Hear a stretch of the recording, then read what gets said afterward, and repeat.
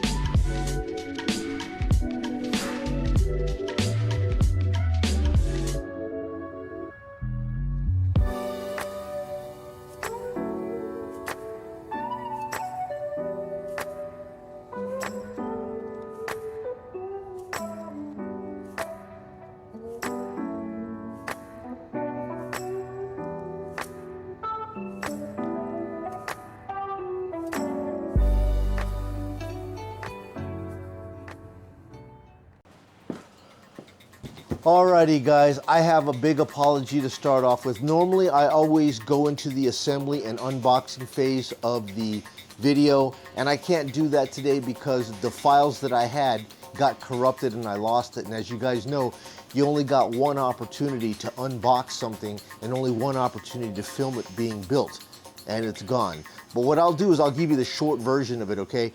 Behind me here is an actual full-size box of a folding bike. It's the exact same size of the Sohamo H3, and generally it comes this way right here, okay? This is about the size of the box that the Sohamo came in when I received it. And you can take a look right here, right?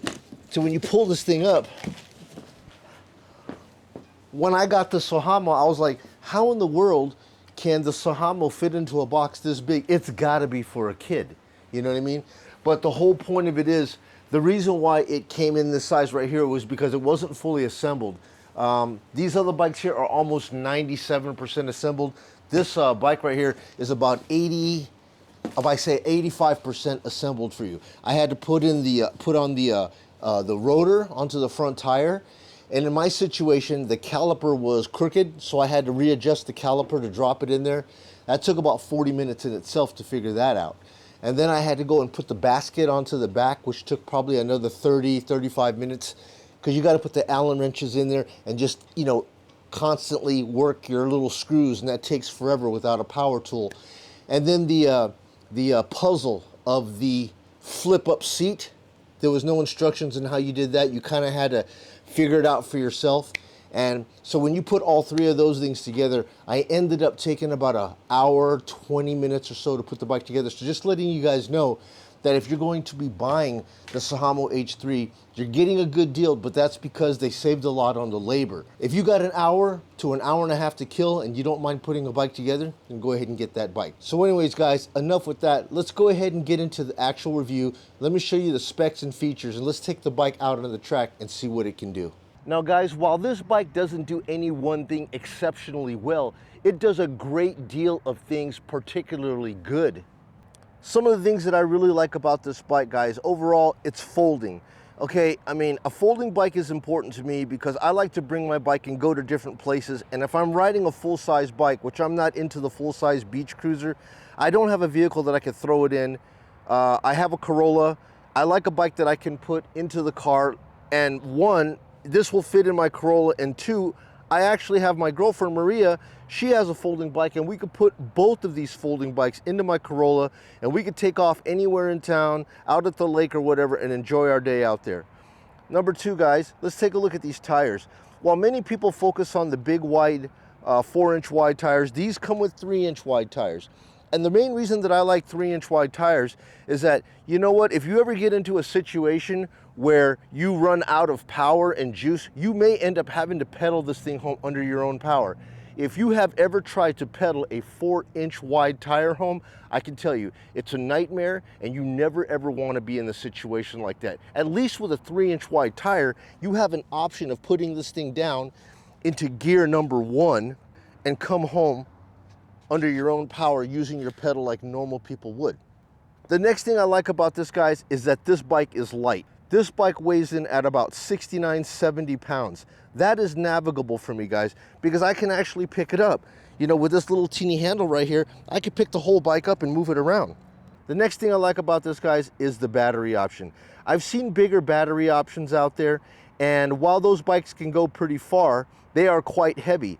This battery option that came on this bike came with a 15 amp or a 20 amp.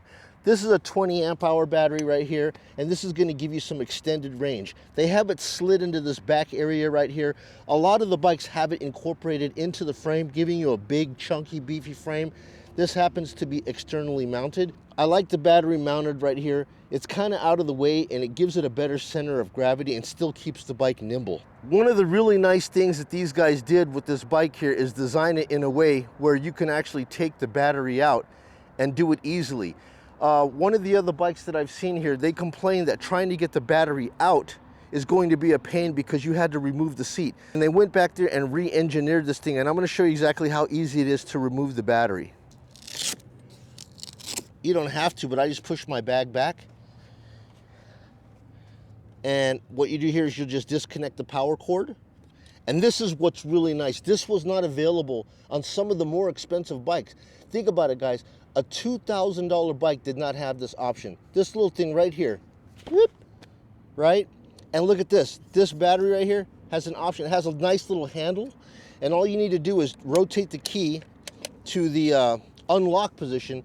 It will unlock the battery from the storage compartment here. And then you just grab this guy and out you come. There's your battery. Now this bike here rattled a little bit when I got the battery, so all I did here is I put some double-sided tape on the bottom so it wouldn't rattle, and a little bit of double-sided tape on the inside here so that it would actually ride along the groove. And putting it back is just as simple.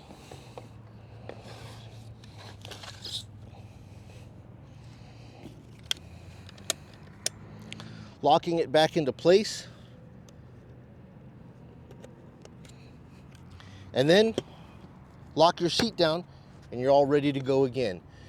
Engineering, guys, this on a $799 bike, all of that stuff makes this bike pleasant. Now my girlfriend's bike, she has one of these. It's very similar to this model right here, and it actually costs about $300 more. But she complains to me that even though her bike build quality is better, it doesn't have some of the basic features that this one has. One of the things that she complains about is she was like, how come I don't have a horn? To some girls, they need a horn. Hers did not even come with a bell, a horn, or nothing. This one has one.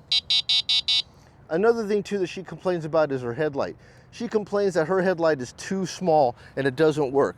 This one here has a 4 LED headlight, and this is enough power for me. I could just focus it on the ground how far I wanted ahead of me. This shines very, very well at night, but it gets better. While her bike does come with a tail light, it does not come with a brake light. This one does. And that's why I'm trying to say about smart features. Do you really need all those luxury features? Can you do without it? Do you really need it? Can you get an affordable e-bike that do away with all of those features that are unnecessary, but give you the basic things that you absolutely need and you would actually use? And the H3 has those features. But anyways, guys, let's go ahead and get on this test track over here, and let me show you the performance of it, what it can actually do.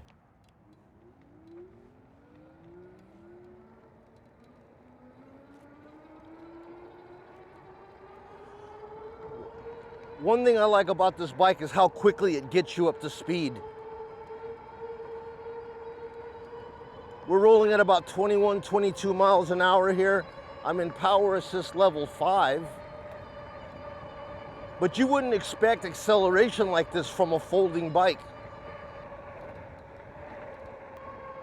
The bike doesn't come with any type of a adjustable suspension. It's just got your basic preloaded factory suspension in the front, but it absorbs dips quite well.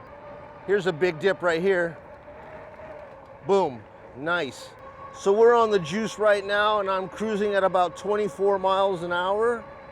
I checked it with the GPS, and there's about a 1 mile per hour difference between what we're getting and what it reads. The bike states on the website that it gets up to 28 miles an hour. With my weight, I'm 6 feet tall, 215 pounds. I've been able to see about 26 miles an hour on it, 26 or 27, but it's fast enough for me. All right, we're coming up on this 5% grade here, coming up to the St. Rose Bridge. I'm just gonna let it go throttle only and see what it gives us. 22, 23 miles an hour climbing up this grade as we come across St. Rose. Man, just take a look at take a look at all that traffic, man. See that? Look at all the traffic that we're missing, man. We're not a part of any of that. We're on an isolated back track here. If you got to go to work, they got paths like this all over Vegas where you could ride to work on an actual e-bike. And look at all the cars back here next to me. We're blowing those cars away, man. We're not staying in the traffic with these cars. But anyways, back to the ride.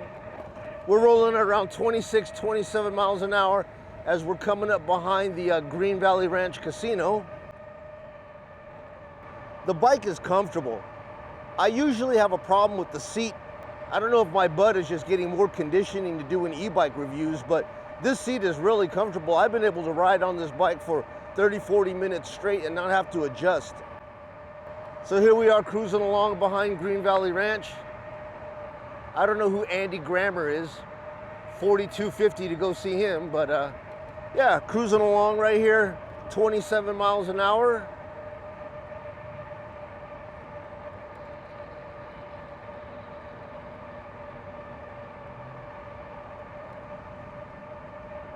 Now, I'm pedaling right now, but I've got no resistance. They call this ghost pedaling, where all I'm doing is I'm sending a signal to the computer that I'm actually pedaling, and it's gonna give me everything it's got, because I'm basically putting everything I've got into the throttle, and then here it is right here. It looks like I'm in like a cruise control. No pedal, throttle, no throttle, pedal only. 26, 27 miles an hour, and we are done. Now we're at Green Valley Ranch right here, up the Palm Walkway.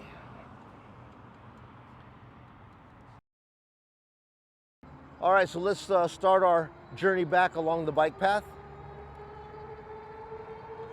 Back to throttle again and pedal. Now I'm on pedal assistance number 5, 7th gear. This is useless. Gear 1, 2, 3, 4, 5, 6, 7. I'm in the top gear, and as you can see, I'm still pedaling like a mad hamster. There really ain't no need for it, guys. Just typical cadence. You could just do this. If you need a little bit more juice, you could just go ahead and try to give it the throttle. And we're getting about 25 miles an hour right here. And the website says that the bike will get you 28. I guess that's going to be dependent on your weight and your size. And 215, guys, I'm getting 26 miles an hour out of the bike. But it's a very smooth ride. Like I said, the bike doesn't do any one thing particularly exceptional, but it does a great many things exceptionally well. I really do like this bike, man. I like the bike for its cost. You know, I'm a very economical guy. You know, I'm not really impressed with very expensive things. I just want things that are worth the money. And I find that this bike is worth the money. For $799, amongst budget bikes, guys, this bike ranks very, very high. And I know that sounds weird, Oh man, why do you like the generic bikes? Because I like to get the most bang for my buck. I'm not really impressed with getting $3,000 bikes. Hey man, they could build a $10,000 bike if you want to give them 10 grand, but what can you get for a modest budget? All right, coming up along the backside here, guys, throttle only. We're getting about 22 miles an hour. Coming up along the St. Rose Bridge. It's time to come home, man. Traffic is high, guys. Everybody's trying to come home. Take a look at all that traffic out there. I don't want to be nowhere out there like that. I'd rather be over here. I'd rather be back here on the bike trail, just getting it. All right, guys, 30 miles an hour coming home here, but that's to be expected on any kind of a downhill slope. But guys, this is smooth. Smooth bike, guys. Remember, $799. What can you get for that kind of money? Can you still get a good quality bike? And yes, you can. 27, 28 miles an hour, respectively, consistently here. Very smooth. Man, this has one of the quietest motors. Here comes a major bump. How about that suspension? No problem. Like I said, it doesn't have an adjustable suspension, but I never use it anyways. It just happens to be something that's down there. The factory preloaded suspension does absolutely fine. Coming across another bump here. Perfect, guys. It absorbs the bump and pushes it right back up, and it stops the double dip. Another bump. No noise, no issues. And then we're gonna be coming up upon the turn here. So let's just hit our brakes and try to get this thing. Ooh, I got my leg out, ooh. Knee out, man. Textbook, knee out, turning. Back on the throttle again, up to 22. And just cruising along the back stretch, 23 miles an hour. 24, 25. Hard braking again, guys. Boom. No cars, we're gonna cross over. Coming back to the countryside over here. Pedal assist 5. Throttle on full. Getting up to 22 miles an hour, climbing up a little bit of a hill here. So my girlfriend here, she doesn't have the ability yet to be able to navigate the little teeny, crisscrosses here. She actually doesn't like this path. So what she does is she just, being that her bike has the big knobby tires, just like this one, she just bullies right through the rocks, as you'll see right here. Check it out. Look at that. She just bullies right through the rocks. But me, I like this bike here because it's nimble enough to navigate these little teeny crevices and so forth like this. So you can explore all of these places that you would never ever see if you were driving a car. You can do that on your e-bike, Just little teeny navigations like this.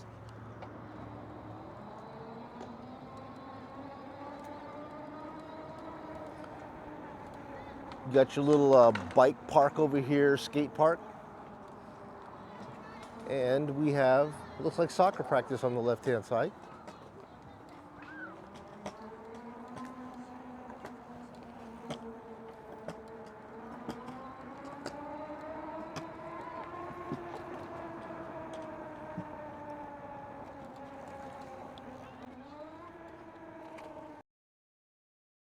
Okay guys, so we're gonna go ahead and see how the Sahamo performs on an incline grade test here.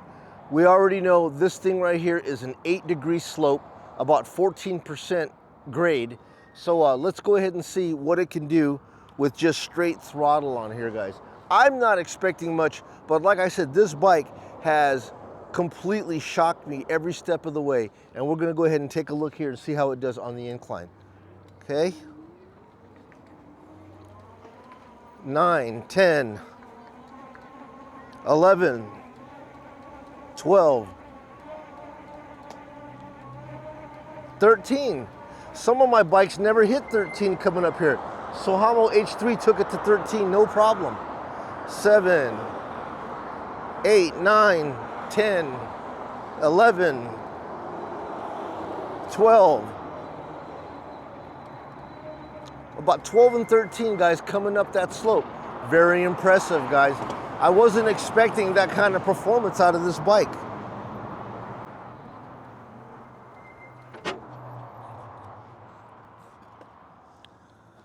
All right, guys, so now comes the downhill slope here. This is where I actually will test to see how the brakes go. I normally take it to about 17 miles an hour and nail the brakes. I'm a little bit scared about that, guys, because this does not have the big, robust 180 millimeter disc rotors, nor does it have the hydraulics. It's got the 160.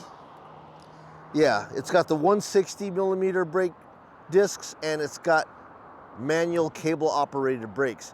So let's take a look down here, guys, and I hope I don't go over the rail. Let's go. 12, 14, 15, 16, 19. Whoa! Whoo! Boy, that was scary to me, man. That was scary, man. But take a look. Sohamo did it. Sohamo locked it up nicely. I got a bunch of fishtail on the back. We started our brake right about here. Right about here. And it really, as you can see, I got more scared. I really started putting the squeeze on right about here. And just take a look at that skid action right before the doom came about me on the top. But then again, guys, I normally only go to 17 miles an hour and I stop it and I begin my braking, but this torque shot me up to almost 20. That's what I'm saying, man, is that the bottom end torque on this bike is impressive. For 750 watt motor, I have bikes that are rated at 1200 watt motor that don't give me the bottom end torque that this bike gives. So let's go ahead and get over here and do one of our final test brakes down here at the bottom here. Let's go.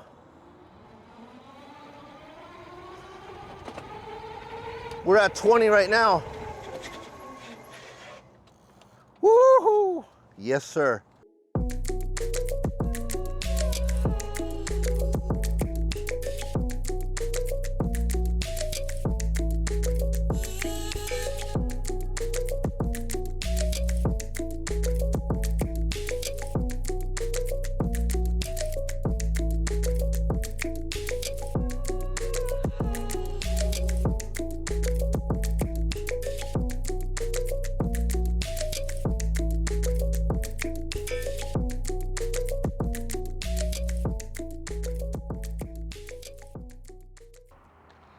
Alrighty, guys, so doing a closeout on the Sohamo H3, what do I think about this bike?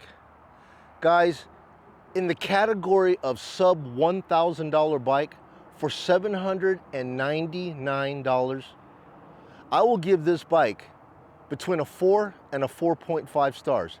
Is it a perfect bike? Probably not. Is it a darn good bike? You betcha. Let's talk about the pros and cons of this bike, because every bike has its shortcomings, right? Again, guys, the number one thing I love about this bike is it can fold. I'm into folding bikes. You will probably see me doing more reviews on folding bikes than any other bike. It opens up the possibility of me to go many different places.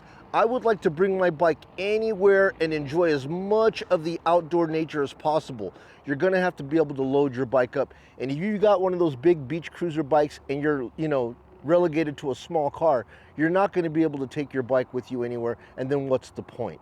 Next feature I like about this bike, I love the battery. I love the battery option because I asked the previous bike company, do I necessarily need to have that humongous battery sitting in the back?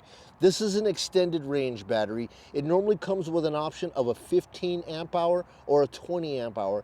This happens to be the 20 amp hour, which is going to give me up to 60 miles combined pedal and throttle, or 30 miles if I just choose to sit back and be lazy and use all throttle. The next thing I love about it is the ability to get the battery in and out if I need to. The other bikes that I seen out there didn't have this little option right here, which was just sweet for them to be able to make a little tilting option right here and give me this little teeny handle, right? And then all you do is just unlock it with the key right there. Boom. And then just pull the whole thing out. And then you can load it in your car, and then the bike will go from 70 pounds to right around 50 pounds because the battery weighs about 10 to 12. I'm a big fan of cargo racks. Many people out there don't like the cargo rack, but I'm a practical guy. I love putting my bag across it. I pulled the bag off just for the sake of the video. But as you can see here, man, this bag goes perfect in there. I could put all my camera gear in there so I can come out and do the reviews. Bring your necessary drink with you, and there it is. It just straps underneath the cargo carrier, and you're good to go. The next thing I love about it, guys, is I'm a big fan of the 3-inch tire. If I get a 4-inch tire bike, am I gonna cry about it? Not really, but I don't ride around beaches. The whole point of those big 4-inch wide tires is that it disperses the weight load of the bike in sand so that the bike doesn't dig down. But being that I don't have any beaches around here, I am relegated to bike paths, gravel, trails. The 3-inch wide tire is just fine. And like I was telling you before, if you ever run out of battery power and you have to actually come home, God forbid, I have to pedal the bike, you can do it on this. You can drop your gear down to level 1 and actually pedal home because the bike is light and you've got those skinnier tires. Those 3-inch wide tires are gonna have a whole lot less rolling resistance and get you home until you can get it recharged again. Some of these folding bikes people say are ugly. I don't find this bike being ugly at all. You know, this has got that stealth matte black look to it. How durable is the paint? I don't know. Only time will tell. All right, guys, so we talked about the things that I do like. Was there anything that I didn't like about the bike? You know, if I had to be pet peevy and picky, yeah, there are a couple of things. I do believe that the gauge right here could be a little bit more intuitive. It's very basic here. In the advanced features, the only thing that I can do here is change the max speed and then swap over from miles per hour to kilometers per hour and then do my trip reset. That's about it. It's very basic, but you know what? A lot of people don't need any more than that. But honestly, guys, for a few extra bucks, I do believe that this display could be better. It could be a bigger, either a color display or just a bigger display in general here. So this could be improved. I tell you what, one of the biggest cons that I had with this bike here is when it came out of the box, it required a lot of assembly. Way more assembly than I was used to, okay? Because I don't work on bicycles, so I had to go through a learning phase to put it together. The battery was quite loose inside the carriage here. It bounced around in there, and I didn't like that. I don't want batteries shaking around. So I went ahead and put double-sided foam onto the bottom, okay? And I put double-sided foam inside the rail here to keep it tight. And then I took this rail back here and I kind of angled it. I pushed it a little bit and I was just able to finagle it and get it nice and tight to where it's not going to be bouncing around making a bunch of noise. And that has worked so far. And guys, that was all the things that I could find. I realized that we're dealing with a budget. The challenges of an e-bike company trying to provide a budget bike that covers all the bases is like having a family with 5 kids and it's Christmas time and you're on a budget. How do you give everybody a present and make everybody happy? Well, that's the same thing that what these e-bikes are trying to do when they're trying to give you a budget bike. But I do believe that Sohamo did well with this H3 in the budget bike category. I ranked this thing like a 4.5 out of 5. It could have been much higher if I didn't have to do so much assembly, but other than that, this bike is a great value. If you like more specifics on this bike and more details, or maybe you want to pick up one of these bikes for yourself, a link to this site will be down in the description. If you have any other questions or concerns, you can go ahead and comment down below, leave me a message, and I'll try to answer them in as quick of a time frame as possible. So anyways, guys, I'm out here again today making a review for you. This is Joey, you're watching Vegas D-Tech. We're out here at Gratitude Park with another sunset. The most beautiful part of the day, guys. And I'll leave you with the last message. Just get out here, folks. You know, we only have a limited amount of time on this planet, man. There's no reason to stay at home. If you can get out there and enjoy this fresh air and some sunshine, get out there. If an e-bike helps you do that, if I can encourage you to get on an e-bike, I don't care if it's a $500 e-bike, I don't care if it's a Walmart e-bike. just get out there, guys. If this is gonna help you get out there and get your health back to you, I'm here to motivate you to do that.